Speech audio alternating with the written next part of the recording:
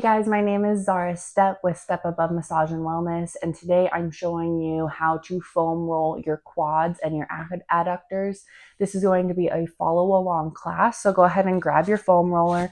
If you have a soft one and smooth, that's ideal, but if it's more firm, we can make it work, and if you have one that is bumpy like this, we can also make it work. You're just going to go slower. So go ahead and grab your foam roller. Going for about 2 minutes on each spot. We're going to do 2 spots on each quad. So that's 4 minutes and 4 minutes. And then we're going to do the adductors on each leg. So it'll be about a 12-minute practice. Okay, you can do this once a week, twice a week. It depends on how much restriction and pain that you might be experiencing in your hips and your knees.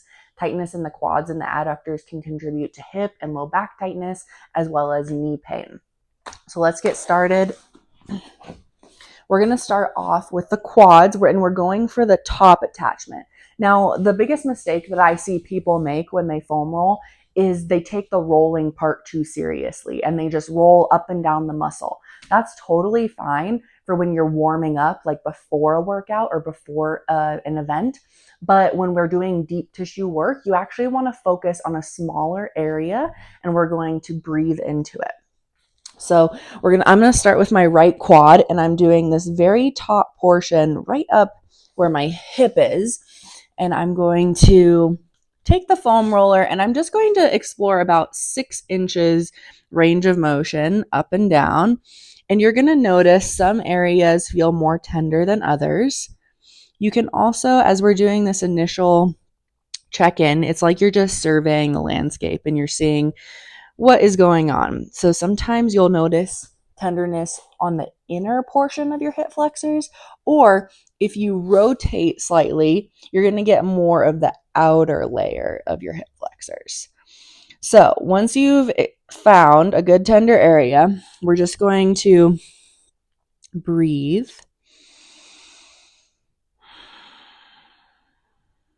I'm noticing a little bit more tenderness as I bring it to my upper quad. So I'm going to kind of hold there, pull your lower abs in. We don't want to just collapse into the lower back. But otherwise, you're doing your best to breathe and relax into the top of the quad. So you don't want to engage the quad as we're trying to massage it. You want to let that pressure in. When you find a tender spot, you can hold it and breathe. Sometimes that feels best. Or you can do these teensy little movements, and that's the rolling. It's a very, very small motion. As you're doing this, you might notice that the muscles soften and relax. The intensity decreases the longer that you spend there. And you're kind of chasing the tenderness, if that makes sense. When we go into this, we're only working at about a 5 or 6 on the intensity scale. So if you look at a scale from 1 to 10, 1 is like, don't really feel anything. 10 is like you're holding your breath, you're clenching your jaw because it's so intense. We don't want to be at a 10. We really want to be at like a 5 to 7. 6 and 7 is like, oh, it hurts so good, but you can still breathe through it. Good. As you hold a spot and the intensity decreases, then you can start to move. And like I said, you're chasing the tenderness. You're looking for those spots where it feels tight, it feels restricted. Then you breathe into it. Good.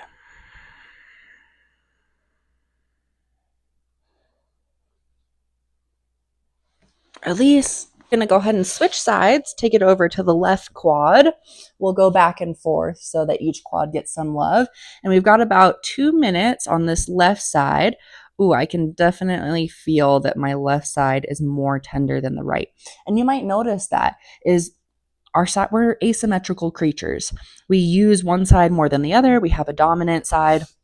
So you might notice one side feels much different than the other. Maybe it feels more tight in your upper quad on the left and then in your lower quad on the right side. It really just depends. Okay. So again, you go up and down about a 6-inch area. See how it feels, warm up the area and get an idea of where the tenderness is. And then you're going to follow the tenderness, find a spot, and you're going to breathe into it.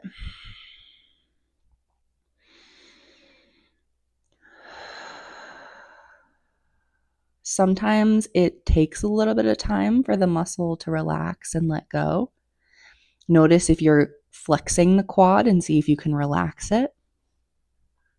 And other times, it literally maybe takes 5 seconds of pressure, and then that area is like, oh, okay, we can relax and let go. As the tenderness decreases from maybe between a 5 and a 7, it'll drop down, and it might only be like a 1, a 2, maybe a 3. And then that's an indication that you can move to a different spot. Then you move and you find that next little level or area of tenderness, and you breathe into it. Just posting up on the forearms. Try to keep your shoulders and your neck relaxed. Explore with little different angles, maybe angling towards the outside versus the inside of your quad. I just use my other leg as a little fulcrum or kickstand to give myself the right angle. We've got about 10 more seconds here.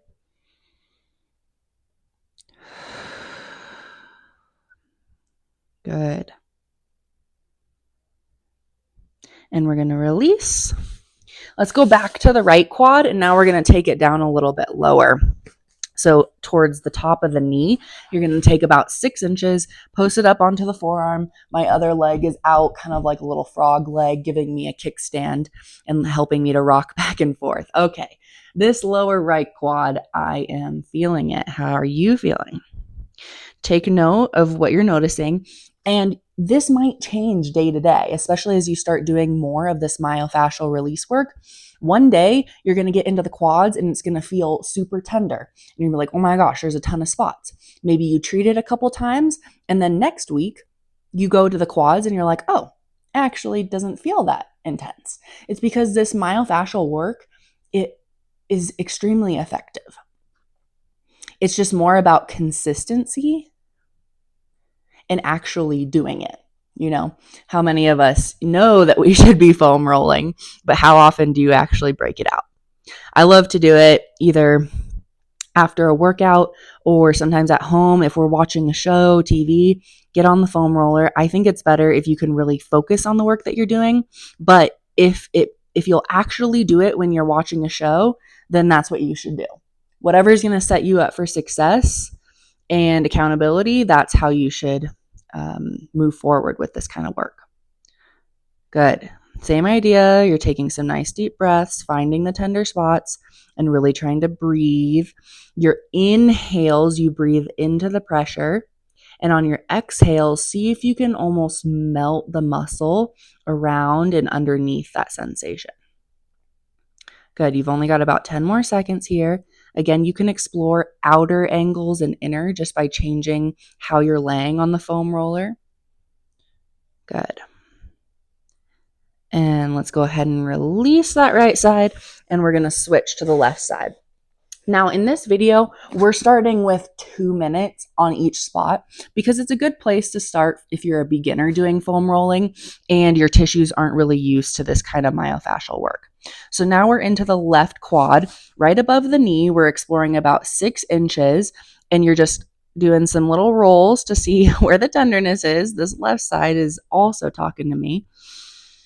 And then you're going to find a spot that's tender and just see if you can breathe and relax into that area. But for beginners, I really suggest starting with 2 minutes in each area because it is possible to go too deep too quickly. We're also starting off with a foam roller because it's a much broader form of pressure versus a massage ball. There will be other videos when we use a massage ball to apply pressure. But as you go, you can definitely work up to more time doing 3 to 5 minutes on each area. As long as after the session you aren't feeling worse.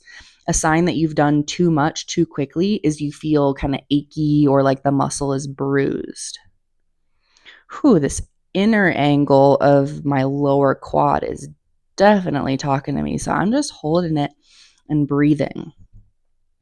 If holding this pressure statically isn't giving you relief, you can do teensy tiny little rolls up and down, but you're trying to just hold that spot. It's a very small range of motion.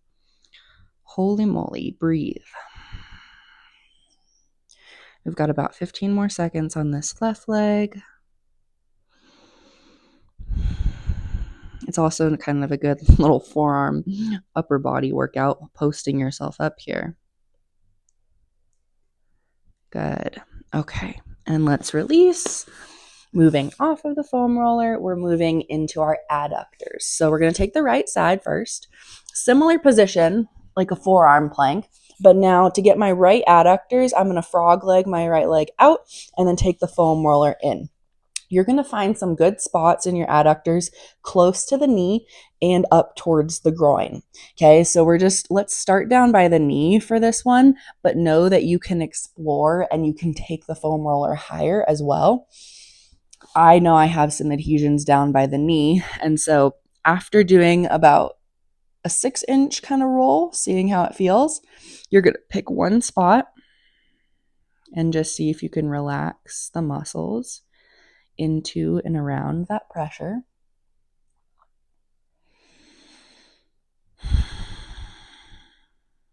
Soften your neck and shoulders and jaw.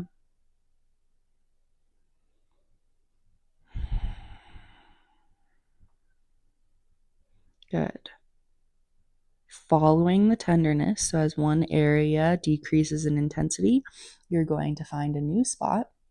Now with the adductors, sometimes you can find different spots by lifting the ankle up. Whew, that is spicy. So it's very small movements. When you're doing body work, you don't need to go big ranges of motion. We're pinpointing different areas and attachments of the muscles. So you want to go very slowly. The deeper you go, the slower that you go. Good. Have about 20 to 30 more seconds. I don't know about you, but 2 minutes goes by really fast.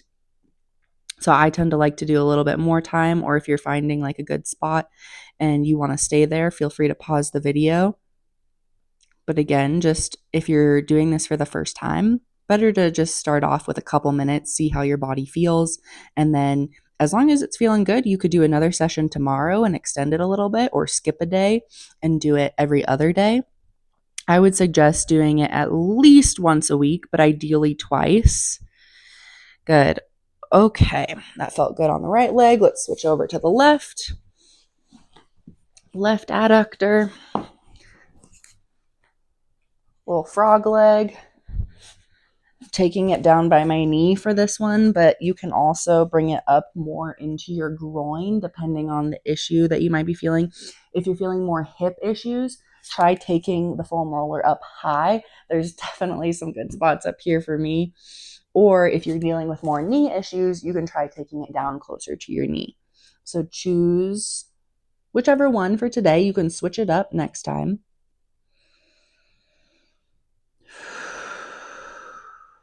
Breathe. Go to your happy place.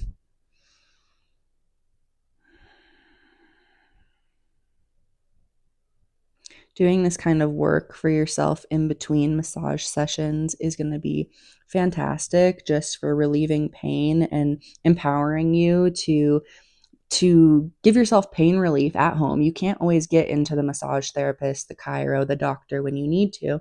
So having these tools at home is awesome. But also, it's going to make your massage therapist's job easier. If we're always spending time working on the same things, breaking up the tissue in different areas, and you're only coming in monthly, we just can't make that much progress. Monthly is really good for maintenance. And more frequent sessions, you're going to make more progress. And then if you add in these self-massage tools a couple times a week, you're going to be making even more leaps and bounds. Good.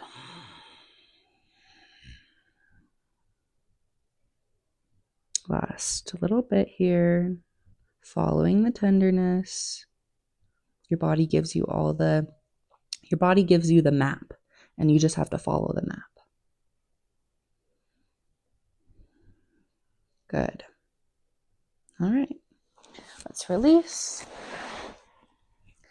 Great job doing this little series. Stick with it, especially if you're dealing with a lot of hip and knee pain. I'm going to be posting more videos for different parts of the lower body, for the back, for the upper body. So make sure that you are subscribed to the channel and that your notifications are turned on to get updates for any future videos. See you next time.